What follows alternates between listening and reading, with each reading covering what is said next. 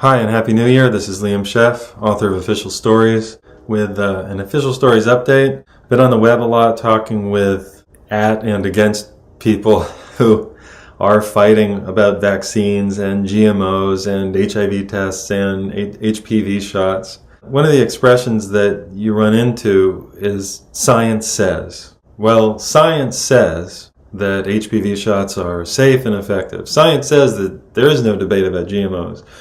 Science says that AIDS is a sex disease.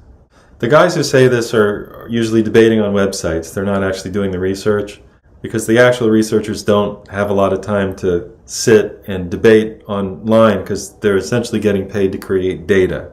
We'll get to that in a second. So you have these sort of second string PhDs, some college students, but a lot of PhDs, and they go on the science blogs and they come up with fake names and they'll fight you and fight you and fight you and debate and call you names and not listen and not read actual papers, and they'll tell you that you're crazy because science says. I don't know how to break it to you, but science is not a person. You can't quote science.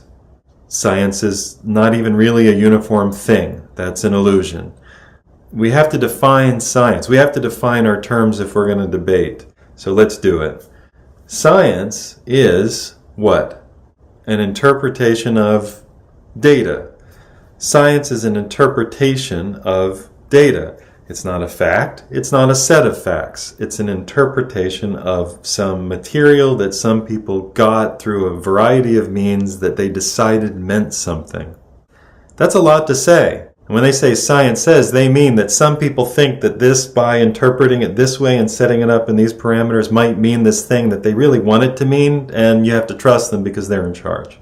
They already made the GMO food and it's already in your lunch, so what are you going to do? If science is an interpretation of data, then we have to ask ourselves, where do they get the data? What is data? The data is the stuff that they accumulate by setting up an artificial experiment. So they put a box and they put a genetically inbred rat in the box that's prone to getting all kinds of diseases, and they feed it something or they don't feed it something, they inject it, they don't inject it, they run it around a maze, they starve it, they give it water, eventually they kill it, cut it open, and count the tumors. They consider that data, and then they apply that to everybody else. Data is what they accumulate by looking at an artificial scenario which they've established so that they can eventually plug it back into their interpretation so that they can get an interpretation that they can put at the bottom somewhere in the paper that they want to publish that's funded by the National Institutes of Health and Merck and Bristol Myers Squibb and anybody who's going to manufacture the vaccine, drug, food component, petrochemical additive, etc. That's going to go into the market. There are going to be some bad side effects and they're going to have to do more studies, send money. We're confused about why this is happening. That's what they'll tell you when they're done doing the science. Meanwhile, after your liver falls out of your body and starts screaming at you for eating the GMO food, you go, I thought science said it was safe. Well, science did. Your liver obviously didn't read the paper.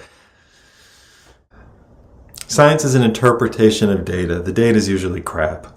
That's it. So when you want to talk to somebody about vaccines or GMOs or antibody testing or any of the other fake things that goes around now as a kind of new 21st century religion, I mean, we're still living in the Victorian era, right? Charles Darwin is still everybody's favorite philosopher, even though it was crap, even though he was a terrible philosopher. Women are still considered the inferior, less sexually excitable species whose primary interest is to raise children. We're still living in the Victorian era. Nature is there to be subjugated, raped, her fruits taken from her, then replicated in some safe, sanitary way in a laboratory so that we can end up with wonderful things like Fukushima going on, which will certainly bring good things to the west coast of the United States. Science is not what they say it is. This is Liam Scheff, author of Official Stories.